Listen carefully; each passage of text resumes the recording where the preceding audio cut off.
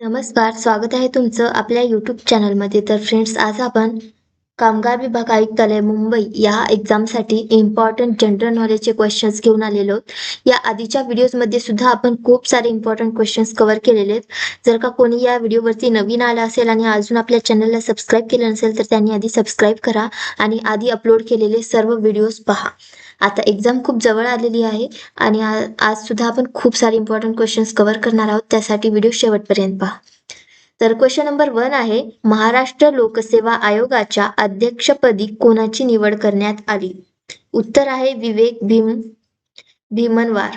उत्तर आहे विवेक भीमनवार. तर जे करेक्ट आन्सर आहे त्याला मी थोडंसं डार्क मध्ये इथे मेन्शन केलेलं आहे, कारण पूर्ण इथं ऑप्शन वाचण्यामध्ये खूप जास्त वेळ जातो, त्यामुळे मी डायरेक्टली आन्सर सांगते. तर क्वेश्चन नंबर 2 आहे, पहिला फिफा शांतता पुरस्कार 2025 कोणास मिळाला आहे? तर आपलं क्वेश्चन नंबर 2 चं योग्य उत्तर आहे डोनाल्ड ट्रम्प. डोनाल्ड ट्रम्प यांना 2025 चा पहिला फिफा शांतता पुरस्कार मिळाला आहे. क्वेश्चन नंबर 3 पाहू. ग्लोबल ह्युमन सोसायटीचा जागतिक मानवतावादी पुरस्कार कोणास देण्यात आला? ग्लोबल ह्युमन सोसायटीचा जागतिक मानवतावादी पुरस्कार कोणास देण्यात आलाय? तर आपला योग्य उत्तर आहे अनंत अंबानी यांना. क्वेश्चन नंबर 4, महाराष्ट्राचे नवे महाधिवक्ता म्हणून कोणाची निवड करण्यात आली आहे? महाराष्ट्राचे नवे महाधिवक्ता म्हणून कोणाची निवड करण्यात आली आहे? तर आपले योग्य उत्तर आहे मिलिंद साठे यांची.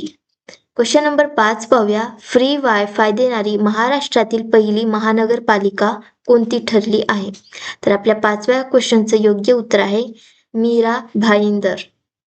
क्वेश्चन नंबर 6, शहर पक्षाची निवड करणारे महाराष्ट्रातील पहिले शहर कोणते ठरले आहे?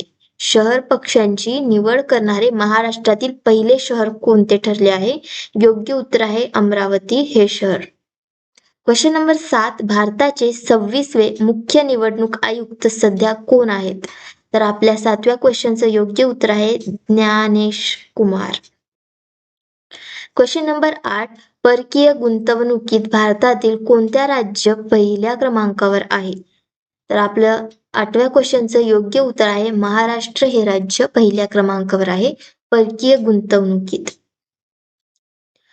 क्वेश्चन नंबर 9, सीमा सुरक्षा दलाच्या महासंचालकपदी कोणाची नियुक्ती करण्यात आली आहे? उत्तर ऑप्शन नंबर 4 प्रवीण कुमार यांची. क्वेश्चन नंबर 10, पंजाब नॅशनल बँकेच्या पहिल्या महिला ब्रँड अँबॅसिडर म्हणून कोणाची निवड करण्यात आली आहे? तर आपल्या 10व्या क्वेश्चनचं योग्य उत्तर आहे Harmanpreet Kaur. Question number 11, PETA इंडियाचा पर्सन ऑफ द इयर 2025 चा पुरस्कार कोणाला मिळाला आहे? तर इथे ऑप्शन दिलेले, तर आपला 3रा ऑप्शन हे योग्य उत्तर असणारे रवीना टंडन यांना. क्वेश्चन नंबर 12, एक गाव एक पानवठा या पुस्तकाचे लेखक कोण आहेत ज्यांचे नुकतेच निधन झाले आहे? तर आपल्या 12व्या क्वेश्चनचं योग्य उत्तर आहे option number 1 Baba Adhav. Question number 13, महिला सुरक्षेसाठी कोणत्या राज्यात नवीन अभय ब्रिगेड पोलीस युनिटची सुरुवात करण्यात आली आहे? तर आपलं योग्य उत्तर आहे बिहार.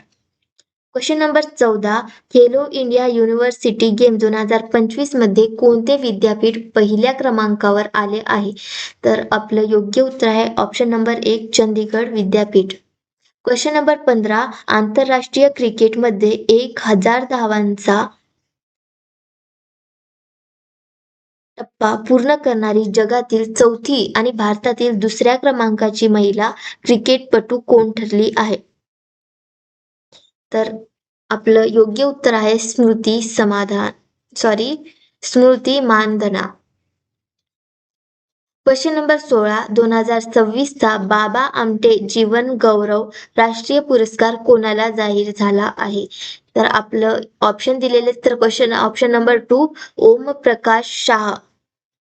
क्वेश्चन नंबर 17, 20वे विद्रोही मराठी साहित्य संमेलन कोठे आयोजित करण्यात आले? तर आपलं योग्य उत्तर आहे नांदेड. 20वे विद्रोही मराठी साहित्य संमेलन कोठे आयोजित करण्यात आले आहे? तर आपल्या 17व्या क्वेश्चनचं योग्य उत्तर आहे ऑप्शन नंबर 4 नांदेड. अलीकडेच कोणते राज्य नक्षलमुक्त राज्य म्हणून घोषित करण्यात आले आहे? तर आपल्या 18व्या क्वेश्चनचं योग्य उत्तर आहे Madhya Pradesh. Question number 19, air quality index 2025 नुसार कोणते शहर भारतातील सर्वात स्वच्छ शहर म्हणून घोषित करण्यात आले आहे? तर आपलं योग्य उत्तर आहे पुणे.